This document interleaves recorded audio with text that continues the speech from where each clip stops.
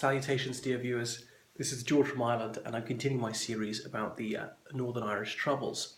So, looking to 1974-75, and the IRA was no longer able to kill so many members of the security forces in Northern Ireland. They started to emphasise blowing up shops and restaurants and so on in England. As was later said, I think by Daddy Morrison, one bomb in London is worth 100 in Belfast. So the idea was to demoralise the English civilian population, such that they would say that defending Northern Ireland's not worth it, let's kick Northern Ireland out. And eventually that was somewhat successful. Now, the Second World War had been not very long before, and about 400,000 British people have been killed in that war, some of them civilians. So you'd think people would be a bit more inured to this. Of course, there's a lot of myth-making about the Second World War, almost as though the Blitz didn't dispirit people. But of course it depressed people in the Second World War. There's this bulldog myth that people were only hardened in their will to resist, but inevitably it does lower morale. So there was a large Irish community in Great Britain. In London, about 9% of people were Irish or were second generation born in England. And some of them were IRA sympathisers, and they'd heard about things like Bloody Sunday, or they said, oh, Catholics are discriminated against. Of course, sectarian discrimination got worse in the 70s, because how do we know if this person of the opposite denomination is not assisting paramilitaries on that side, and blah, blah, blah. And ill feeling was heightened because of all these crimes. Anyway, so there were safe houses in England where IRA people would be hidden, bomb factories, and bombings would be carried out.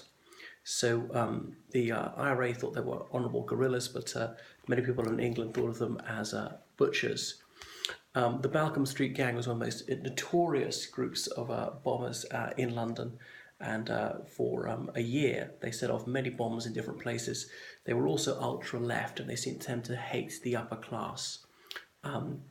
But it was noticed that they never went out when it was raining, and the centre of London was flooded with plainclothes police.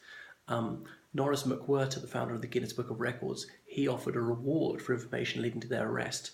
So the IRA put a bomb outside his house in Holland Park. It killed his neighbour instead, who was a very distinguished doctor. But McWhirter was eventually shot dead by the Balcombe Street Gang. They wanted to kill the former Prime Minister, Sir Edward Heath, because of course he'd been Prime Minister at the time of those 14 people were shot in Derry. They didn't manage to kill him, but they were spotted after an attack and chased by unarmed police. Anyway, one of the IRA men turned around and fired at point-blank range. He managed to miss the police officer. So the Balcombe Street Gang, they burst into a flat and they held a family hostage at gunpoint. And there was a standoff for a few days in Balcombe Street. That's how they got their name. And listening devices were placed, and they thought the SAS was going to storm them. They were demanding a helicopter so they could escape. That didn't happen. They surrendered after a few days and got life sentences. Now, bombs had gone off in pubs in Birmingham and Guildford. The Balcombe Street Gang, when they were found guilty, they said, some people are serving massive sentences for blah, blah, blah, and they shouldn't be. But the Balcombe Street Gang didn't actually say, and by the way, we're the ones who set off the bomb in Guildford. So many people were outraged by these attacks on civilians, and some people were demanding that the death penalty be restored. The death penalty had last been used in the United Kingdom in 1964, suspended in 1965, abolished in 1970. It could very easily have been reintroduced, but that didn't happen. Had that occurred, then it probably would have made the situation worse, infuriated people, and you can imagine there'd be campaigns to save the life of a condemned man, and especially pro-IRA people in the United States would say this was outrageous, despite the United States having the death penalty. Actually, the USA briefly abolished the death penalty, late 60s to early 70s. Anyway, so the IRA was switching to a strategy they called the Long War. They recognised that outright defeat of the Crown Forces was completely impossible. They were killing fewer and fewer members of the Crown Forces. All they could do was protract the conflict and hope that the British public would eventually grow weary and see the Unionists as being ingrates and being immoderate, and then the British government would say, oh right, we'll just have done with Northern Ireland. So the IRA wanted to keep the conflict going and adopted a very low-risk strategy. Now, the Crown forces were having considerable success, as in the casualty rate was going down, and the Crown forces strategy was not to kill lots of members of the IRA and INLA, but simply to avoid people getting killed altogether. Now, they couldn't entirely do that. Sometimes they had to open fire. So the pattern was being set for the next 20 years or so, and the IRA and INLA wanted the British public to see this as all pain and no gain. Of course, the public don't look at statistics and see just how much the situation had improved. So far as they're concerned, it was still going on. So the IRA could occasionally set off a bomb. It was still good news. I mean, by the late 70s, the death toll was still fairly high, over 100 people a year. So Danny Morrison, a Sinn Féin pundit and IRA man, thought that the UK only wanted Northern Ireland because of bases for the Cold War. Northern Ireland's bases were only about 100 miles further west from Great Britain, so it would have made very little difference. And some Republicans couldn't accept that the UK government genuinely cared about Northern Ireland and viewed it as a full part of the United Kingdom, and that's it, and that people were British and wanted to defend it like any other part of the territory. Republicans were convinced that British politicians were entirely cynical, and obviously that wasn't the case. One Oxford Don said to me that the only monument that's missing in Belfast is to the unknown taxpayer, because of course it cost a lot to subsidise.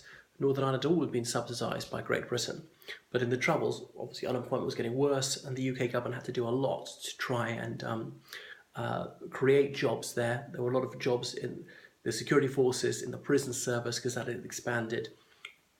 And the security forces were getting better at security measures. Politicians were having bulletproof and blast-proof glass put in their windows. They were having double doors with extra locks, bulletproof doors, things like that. Members of the RUC and UDR were allowed to carry a weapon when off duty if there was thought to be a significant risk of assassination of this person. They didn't all get it, and things like that. And UDR and RUC men and women had to check under their car each morning to see a bomb hadn't been attached. Likewise, unionist politicians. A lot of letters had to be screened X-rayed packages to see there weren't bombs. And a lot of Belfast public lavatories were closed in case people put bombs in there. Letter boxes could only take a very thin letter, so you couldn't put a bomb like a parcel. Bins were removed in places like the Falls Road. I remember going there in '98 and dropping something in the bin, and it went straight through and fell on the floor because the bottom of the bin had been removed precisely so people couldn't put a bomb in there, wait till some soldiers went by, and then detonate the bomb. I identified myself as an outsider by not knowing that. So that's the way it went. Anyway, so the UK government also had a strategy of improving life for people in Northern Ireland by creating more jobs and building better council housing, saying if people are content, they're less likely to want this conflict, they've got more of a stake in the country. But Brian Keenan, an IRA man whose ideal society was East Germany, said that he'd hate the British and take their dole, take unemployment benefit. Of course, a lot of people were on unemployment benefit in the Republic of Ireland anyway. And most people in the Republic of Ireland espoused nationalist, even Republican views, but they didn't stop many of them moving to Great Britain to seek employment there. So the independent Irish state was not particularly prosperous, and it's not as though all our problems came from Great Britain, and as soon as we split from Great Britain, we'd suddenly strike it rich. So that was the situation going into the mid to late 70s. There was some progress. And who was it? Roy Mason was the Secretary of State for Northern Ireland. Now, when the RUC and Army interrogated people, I've heard anecdotally that they sometimes beat people up. The 5 techniques were not used. The stress positions and the hooding was not used. Edward Heath banned hooding in 1973. Bizarrely, the US military was still hooding suspects in Iraq in 2003. Now, what the security forces in Northern Ireland had done had been excoriated by many people in the United States. But as I say, their government was doing that and worse 30 years later. So Castlereagh RUC station, the east side of Belfast, there were some well-documented cases where Republican suspects were mistreated. Anyway, the loyalist terrorists, they continued their campaign. They weren't killing quite so many people. There were some carving attacks where people were grabbed. Sometimes teenage girls were grabbed by other teenage girls, and Catholic girls had the letters UVF carved into their skin with a knife, not fatally. What was this about? Sectarianism? I think so. An element of sadism? Was it supposed to be a warning? I mean, was there any rationale behind it at all? I know it's obviously completely evil, but was it even serving the loyalist cause? I'm not sure that it was. So it tells you something about the level of absolute hatred some people felt towards those of the other denomination.